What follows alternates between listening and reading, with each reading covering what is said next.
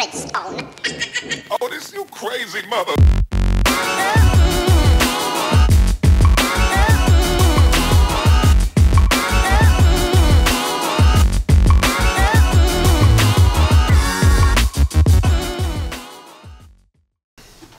What's up, guys? Today is the Q&A that I promised you. I don't have a whole bunch of questions, so next time I do a Q&A, make sure you're on my Facebook, make sure you're on my Instagram, and check that because I'll post another Q&A eventually, and then that's where you post your questions, because a lot of you I know have questions for me and don't really know how to go about asking. Sometimes you just ask them in the comments and I reply, or you message me on Facebook, but a lot of you have the same questions. So with a Q&A like this, it's very helpful for some people who have the same questions as you or have very common questions, and it's good to address all of them at once. So let's get right to it. So Ryan Mahaffey asks, I'm looking to get an E30 of my own. How much do you recommend spending on a build? Now this is sort of one of those endless questions that has infinite answers, you know. You can spend anywhere from $300 and have a secondhand junkyard build, and it could be functional for who knows how long. But that is the question. The uncertainty is what you get when you spend less money. So the more money you spend on a build to do it properly, the more reliable it comes in theory. I mean, there's variables in that, like you could be spending money on stupid, unnecessary shit, like you could blow $3K on Volk racing wheels and spend $200 on an eBay turbo. And you know what I mean? Like, you want to spend sort of the middle ground is where I like to stay. It's sort of the best bang for your buck. So in my case, I got a reliable turbo used off a diesel truck, and it has all the right sizing and everything, but I know I can rebuild that turbo for like 50 bucks in my garage. You know, it's not a huge deal for me to go and fix it if it breaks. Or you can spend $700 on a water-cooled ball bearing journal Garrett or something like that. But I don't believe those are rebuildable in the sense that you can rebuild like the journals and that sort of the ball bearings and the internals of it. I think you can do like the bushings and bearings, but not the actual ball journal. So my point being, there are two ways to do it. You can spend a lot of money, or you can spend sort of the middle ground of money and you will have a reliable setup. So in my case, I went with a whole set turbo, a CX Racing manifold that I'm going to have to modify to work with a tile. So it's going to take me a little more work, but it will be cheaper than the large manifolds that are like 500 bucks or whatever. So I'm saving a little money there. I'll probably have to brace it and re-weld it a bit, but that's sort of just what I mean. You can sort of dial back on some things. Like, you don't need to spend $300 on an intercooler. You can spend $50 on an eBay intercooler and be just fine. So that's what I've done. I spent like $125 on an intercooler and piping and all that stuff. So I would say that a good turbo build, if you're doing turbo, because he didn't specify, would be $2,000 to $4,000 for just the turbo aspect. Does that make sense? Like, if you start with a naturally aspirated car and you finish with a running turbo car, I'd say you spend $2,000 to $4,000 would be a good amount to spend. You can have a good reliable car there. That being said, if you spend $7 grand, you could have a ridiculously powerful built motor, Garrett water-cooled turbo, all that cool stuff. But is it worth it to you? Because is that extra like 200 horsepower, is it usable for you? And it may only be like in the upper RPMs. So I'm not going to harp on that any longer. You're going to want to spend more money than you're probably comfortable with. I think that's the case for everyone, but you don't need to just go broke over it. You can span it out over a period of time and sort of ration, okay, I'll spend this much money this week, you know. So be prepared to spend a couple of $1,000s, probably as much as you spent on the car on the turbo build. Next question. I don't know how to pronounce that. Unut Tartar asks, when will you post a new video? This was sort of when finals week was happening and I didn't have a lot of time to film and I didn't have a camera, so he was trying to be kind of sarcastic, but he was bringing up a point that I haven't been posting quite often enough. I was posting like every week and a half rather than every week as I'm trying to. You guys know I try to post every week. I have a job, I go to school, I have a girlfriend, you know. There's a lot of things to do, and plus it takes 13 hours to render. You guys have been noticing like my renderings will come, I'll post them because I'm just trying to get them out on time, and then they have an issue, so I have to make them private, draw them back, and then re-render the whole thing, which takes like 12, 14 hours, you know. It takes forever because I do it in Blu-ray quality, just so, because you see like the little auto 1280p or whatever it is. So I try to post it as often as I can. I'm trying to get better about it, and that's why I want to do like little Q&As and vlogs like this, just so I can get some content out there and you guys can watch it and feel like I'm not just sort of fucking around. I'm not like giving up on the channel. I'm definitely not. It's just sometimes it's a little hard for me to get down there and film.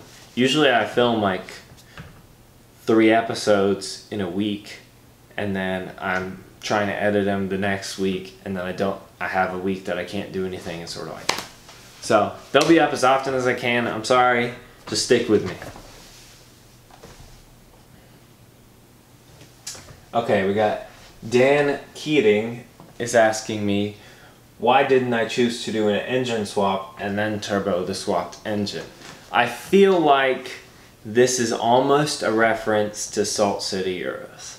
I feel like that because they bought that S50 and then they had that big turbo. I mean, so basically my logic behind this was, why? Why would I spend the extra money on an S50 or an M50 or something of that nature and then go and turbo it? If I was going to do a motor swap, I think I would do a V8, because then I could have the same power that I'll be having with the turbo, except I wouldn't have a lot of the issues with like tuning and, you know, handling the boost and worrying about my internals and things like that. So it was a question of why and money. When you spend $2,000, $3,000 on a motor swap, yeah, you have a cool E30, and then you go and you spend another $3,000, $4,000 on that motor, or that turbo setup for that motor. You spent like the equivalent of buying an E46 M3 on your E30. And the E30, I mean, a lot of you guys are real passionate and real enthusiastic about your E30s. But the E30 for me is kind of just, I wanted to try it out. I wanted to get into it. I'm not a huge E30 guy. I don't side anywhere with anything. I like owning different vehicles. Like I've owned a Audi A4, like a Silverado 1500, Sierra, sorry, it was and I had my E36 M3, had this E30, I have my Jeep right now. So it's not like I only buy E30s, you know what I mean? I'm not going to dump all my money into that. I have sort of a plan for how I want this car to go, and it's going to be cool. It's sort of a well-paved route, the whole set turbo, the Mega Squirt system. It's very well supported, and I was trying to get into the turbo game with this, sort of understanding the modifications behind what's needed to support a turbo on a naturally aspirated car. I wanted to understand it better, so I said, well, why not the E30? It's a light little fun car. It's a BMW. I like them. Everybody loves them. They're good looking. And I said, okay, I'll buy one. Because originally I was an E36 guy. But they're more expensive, and they're in the, like, in state inspections and things. I run into issues. It's not a classic yet. So maybe when it's a classic, I'll work on that. But for now, the E30 is good. It's a classic. It's 1990. It's a good car. I do like it. It looks fantastic, and it's going to be so fast. But I'm not going to spend all that money making like a 600 or 700 horsepower S50 turbo E30 for road use. You know, I'm not going to daily that. That's not particularly useful to me. So I think 350 wheel is sort of what I'm going for with this whole set, and I think that's more than enough for this size of a car on the road. I hope that answers your question completely. Okay, Mark Kemper asks very simply, why E30? I think that I sort of hit on that in the last aspect, the last question I just had, but like I said, cheap, classic. I thought they were more easily accessible than they are. I truly did. I thought I could pick one up for a couple $100 and it wouldn't be anything. Turned out it took me a lot longer to find one than I thought. And I almost went and bought like an E21 instead because I just was sort of looking for something. So I'm glad I found one when I did, because it introduced me into the E30. I do like the platform. I haven't gotten to drive it nearly at all in what I've owned it like 7 months, and I've driven it a total of like 8 hours. Seriously, that's the truth. I've just been wrenching on it since the moment I bought it. So I'm not going to be able to give you like a before and after sort of picture. It's going to be, this thing is getting crazier and crazier, and then I drive it, you know. But E30, good platform. I came into BMWs as an E36 guy. I had my first M3. That was like my first actual, was my car that only I drove, and I loved that thing. But I kind of sold it because I didn't want to work on it. I wanted something more reliable. And then I got up to school and I got a Jeep, and I found out that was infinitely less reliable than my E36. So I still kind of beat myself up for selling that, but now I have an E30, and it is fantastic. That short wheelbase, it feels almost as responsive as my M3, but I still have to do like a little tweaking and stuff like that. On coilovers, I think it'll handle just how I want it. So I think the main point that not a lot of people will tell you though is E30s are so good looking and so well respected in the car community. Everybody likes E30s. I don't know what it is. It's just like that thing. Everybody likes E30s, and specifically the E30 M3s. No matter who you are, I think most people would look at a GTR and look at an E36 or an E30 M3 and say, damn, look at that E30. Because GTRs are everywhere, but you don't really see these E30s anymore. So it's just a cool car. I wanted to get into it, and I said, okay, I just bought it, you know. I hope that's sort of enough explanation. There's not really a hell of a lot of thought behind it. It looks cool. It was cheap. Found it, you know. I like it. It's a good platform for the Boost. Okay, we got Taylor Remsen asks me, what's the ultimate goal with the car? What is going to happen with the channel if and when you're finished with the build? This is a good question.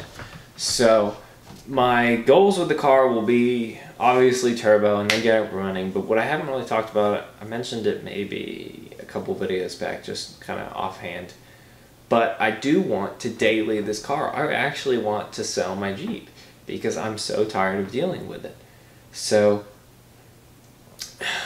I'm hopeful to be able to get this car reliable enough that I'm not worried about it breaking at all. And if it does, I can pull it into the garage and fix it in, you know, a night if I have to. So that's my plan with the car. I want to make about 350 wheel, like I said earlier, and I want that to be on a street reliable car that isn't breaking down everywhere. And I know that's possible. I know there are many people with the turbo builds on their E30s that run 300-ish wheel horsepower every single day. And I know Cameron Baker, the owner of KA Motors, ran his 400 horsepower Canyon Crusher kit, like, I want to say semi-daily, but he drove that all over the place, you know? So that's sort of my idea. I want to do vlogs with the channel after the car is done. I want to, like, take you around living with the car after it's done. Obviously, the car will never be finished, so there will be little mods I do here and there, so I'll have those kind of videos come out. It might not be weekly because I might just not have enough content to do that weekly, but I do want to continue the channel after the car is built. And I think I may buy another car after this one's finished. It's very possible that I buy a second BMW. So,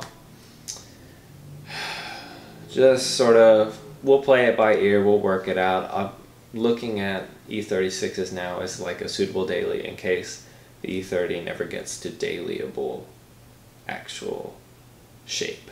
But I think it will. I hope it will, and I think it will. So, that's my plan.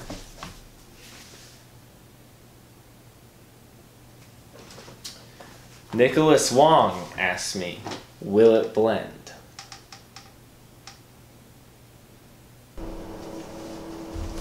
Okay guys, this is my Ninja blender. This is a piece of E30. This is actually my shift boot from inside the car. Kind of this gross little plasticky leathering thing. I've replaced it. And you wanted to see if the E30 would blend, so here we go. Okay. You know, I use this blender every day, so if this breaks, I'm going to be kind of pissed.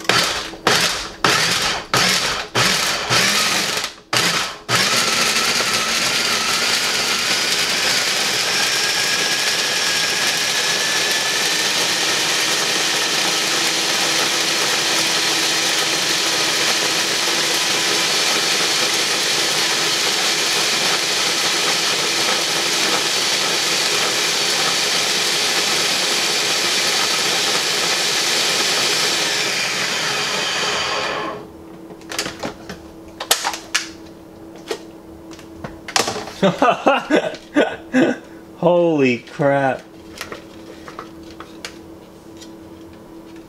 That is awesome. Oh my god. Well, there you go, guys. Will it blend?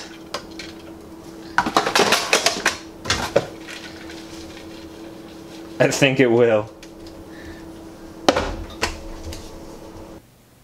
You know, I think that kind of answers that.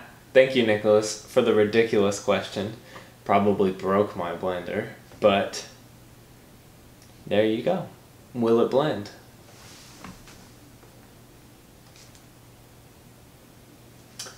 Okay, and Christian Mike asks me, what was my first experience with a BMW E30? This is another good question, and I'd like to have a good story for you, but I just don't. I really don't have a great story for you. It wasn't like I went to a Cars and Coffee event and I hopped in this guy's E30 and I fell in love instantly. It's nothing like that. There's no love story behind me and the E30. I just always kind of had a fascination with them.